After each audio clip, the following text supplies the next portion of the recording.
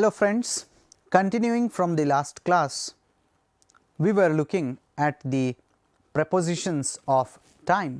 ಅಲ್ಲಿ ನಾವು ಈ ಎಲ್ಲ prepositionsಗಳನ್ನು ಯಾವ ಥರ ಯೂಸ್ ಮಾಡ್ತೇವೆ ಅನ್ನೋದನ್ನು ನಾವು ನೋಡಿದ್ವಿ. Now here lots of times I observe that we get confused when to use in, when to use at, when to use on, when to use for. ಈ ಥರ ಈ ಟೈಮ್ ರೆಫರೆನ್ಸ್ ಕೊಡುವಾಗ ನಾವು ಯಾವ ಪ್ರೆಪೊಸಿಷನ್ನ ಬಳಸಬೇಕು, which is the most accurate preposition of time, ಇದನ್ನು ನಾವು ಈಗ ಡೀಟೇಲಾಗಿ ನೋಡೋಣ. The first preposition of time which we usually get confused is on and in. ಯಾವಾಗ ಆನ್ ಬಳಸಬೇಕು, ಯಾವಾಗ ಇನ್ ಬಳಸಬೇಕು, ಇದನ್ನು ನಾವು ಈಗ ನೋಡೋಣ. I have observed that most of the times we commit this mistake.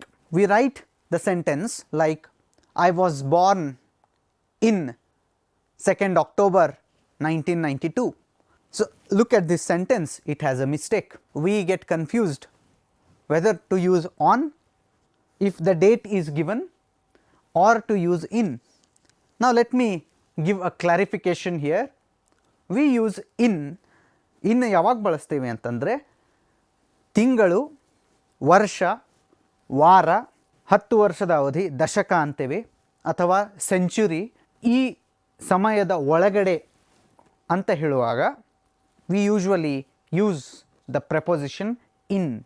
In is used when we say year, month, week, decade, which is usually a longer period of time and it is a limited period of time.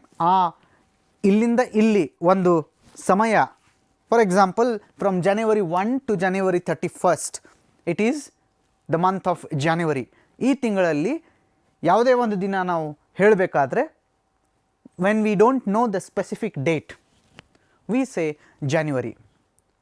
I gave you an example in the previous lecture. We celebrate Gandhi Jayanti in October. Now when I said that, I did not mention the date.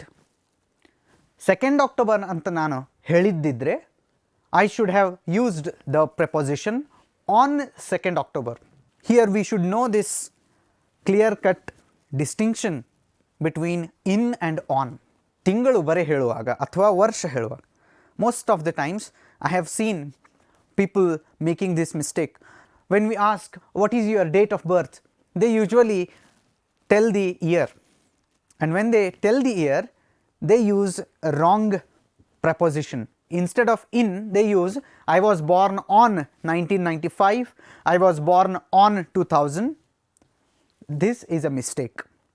First of all, when you are asked the question what is your date of birth, ಅವರು ನಿಮ್ಮ ಜನ್ಮ ದಿನಾಂಕವನ್ನು ಕೇಳ್ತಾ ಇದ್ದಾರೆ, ವರ್ಷ ಅಲ್ಲ. So we have to be specific here.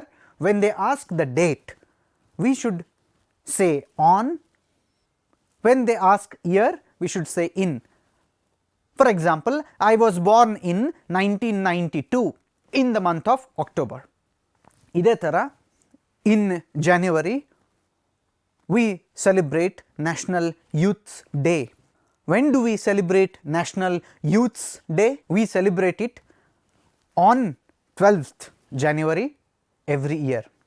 ನಾನು ಒಂದೇ ಇವೆಂಟನ್ನು 2 ಸಾರಿ ಹೇಳಿದೆ, 2 ಸಾರಿ I used different preposition. The first time I used in January, then I used on 12th January. ಯಾಕೆ ಹೇಳಿದೆ ಈ ಥರ ಅಂತಂದರೆ ಡೇಟನ್ನು ನಾನು ಮೆನ್ಷನ್ ಮಾಡಿದ್ದೆ. ಈ ಒಂದು ವ್ಯತ್ಯಾಸ ನಿಮಗೆ ಗೊತ್ತಿರಬೇಕು.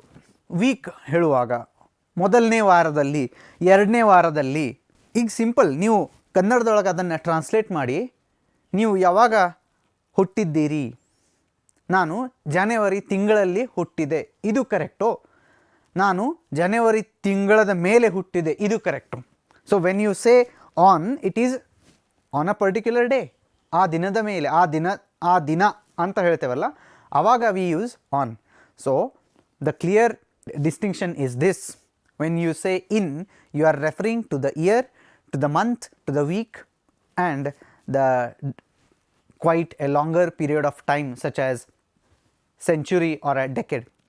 For example, William Shakespeare lived in the 16th century.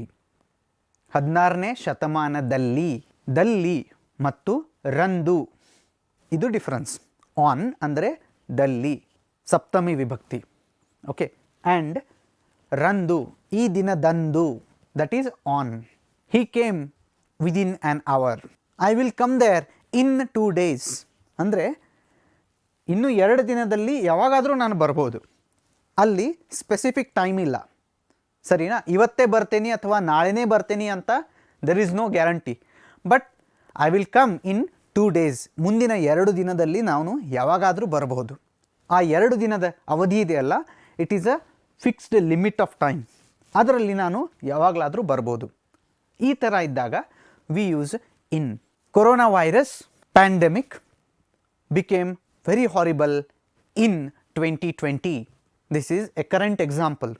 All right. The first case of COVID-19 was found on, ಯಾಕೆ ಆನ್ ಬಳಸ್ತಾ ಇದ್ದೇನೆ ಅಲ್ಲಿ, date, I am mentioning the date ನಾವು, ಆನ್ 30th January. ಈ ಥರ we have to know this difference. When there is a specific day or a specific date, we use on. For example, I go to the theatre every Friday. ಹಾಂ, ಈಗ ನೋಡಿ ಅಲ್ಲಿ ನಾನು on ತೆಗೆದು ಹಾಕಿಬಿಟ್ಟೆ. Every Friday it is a recurring incident. ಪ್ರತಿ ಶುಕ್ರವಾರ ನಾನು ಹೋಗ್ತೇನೆ ಅಂತ ಹೇಳೋದಾದರೆ I need not use the preposition on. ಇದು ಒಂದು condition. There are certain sentences where we can even skip the prepositions. There is another situation wherein to refer to time we use the preposition in and on. For example, he came to class in time. Idu one example. On the other side you have he came to the class on time. What is the difference here? In time ಅಂದ್ರೇನು, on time ಅಂದ್ರೇನು? In time ಅಂತಂದರೆ ಸಮಯದ ಮುಂಚೆ. ಒಂದು class 10 ಗಂಟೆಗೆ ಶುರುವಾಗುತ್ತೆ ಅಂತ time ಇದ್ದರೆ ಅದರ ಮುಂಚೆನೇ ನೀವು ಕ್ಲಾಸ್ನಲ್ಲಿ ಇದ್ದರೆ we say you are in time. What is on time then? I went to the class on time ಅಂದರೆ ಕ್ಲಾಸ್ 10 ಗಂಟೆ ಇದ್ದಾಗ ನಾನು ಬರೋಬ್ಬರಿ ಅದೇ ವೇಳೆಗೆ 10 ಗಂಟೆಗೇ ನಾನು ಕ್ಲಾಸಿಗೆ ಹೋದೆ. This is on time. Know this difference, on time and in time.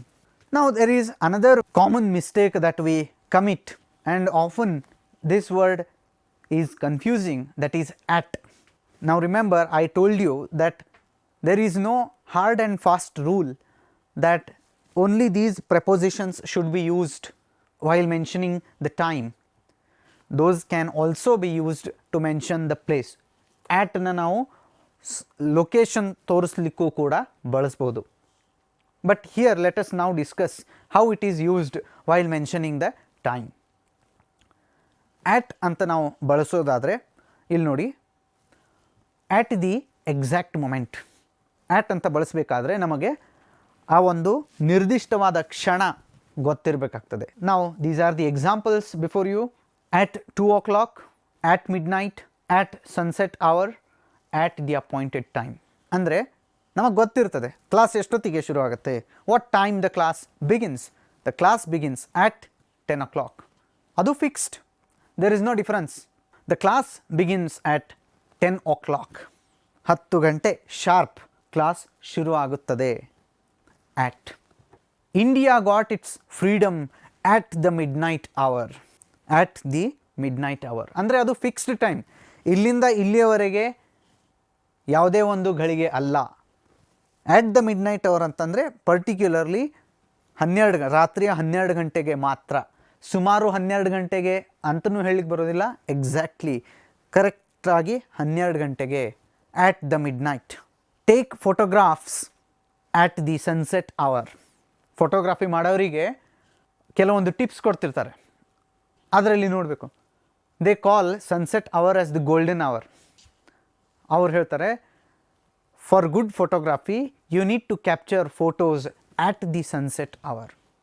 ಸೂರ್ಯಾಸ್ತ ಆಗೋ ಸಮಯ ಅದು ನಿರ್ದಿಷ್ಟವಾಗಿರ್ತದೆ. Please meet the officers at the appointed time.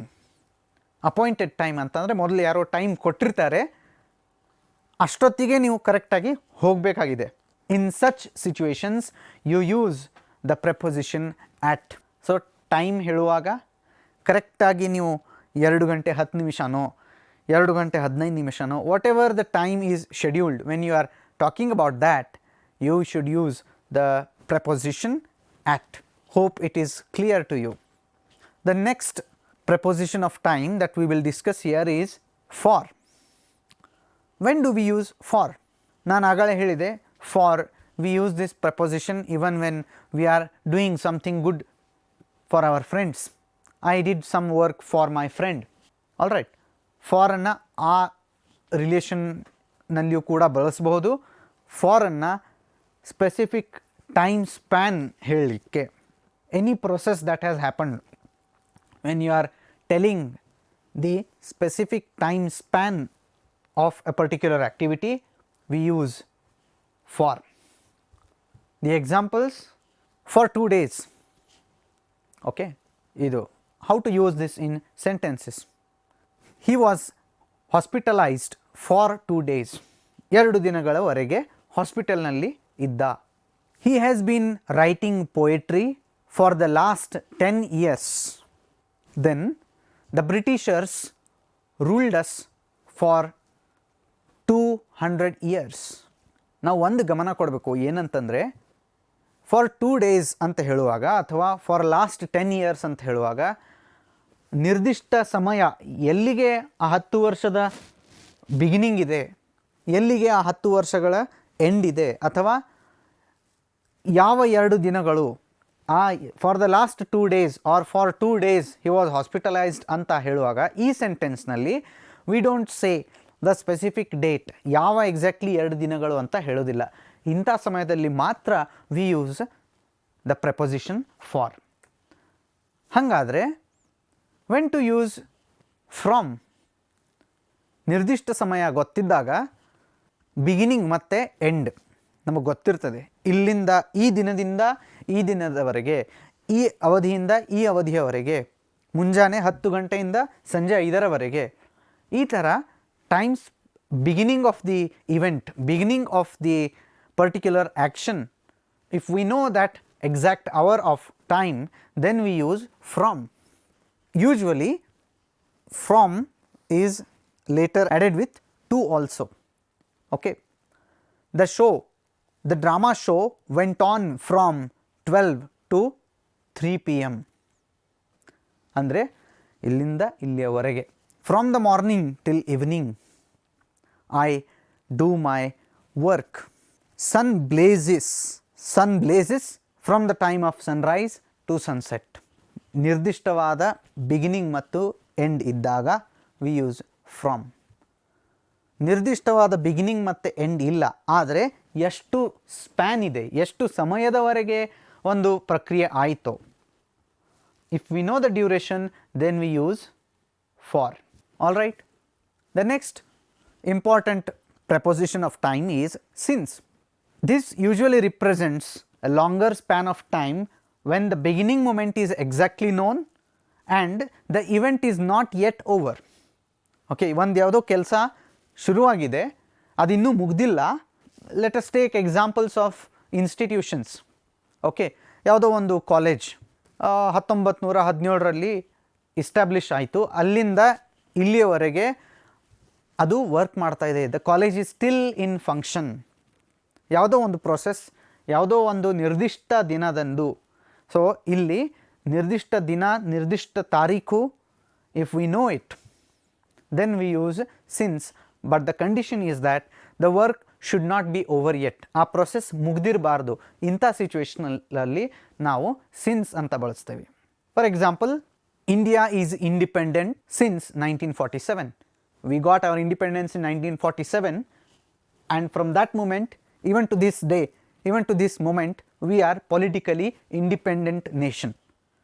ಅದು ಮುಗ್ದಿಲ್ಲ, ಸ್ವಾತಂತ್ರ್ಯ ಮುಗ್ದಿಲ್ಲ, ಅದು ಮುಗಿಲೂಬಾರ್ದು. ಸೊ ಇದು ಕಂಟಿನ್ಯೂಯಸ್ ಪ್ರೊಸೆಸ್ ನಡೀತಾ ಇದೆ and it is still going on. That's why, and we know the beginning point of that particular time when the activity has begun, we use since. ಅವನು ಮುಂಜಾನೆಯಿಂದ ಕೆಲಸ ಮಾಡ್ತಾ ಇದ್ದಾನೆ. You look at the laborers, manual laborers working outside, constructing the roads. They work right from the beginning till the late evening.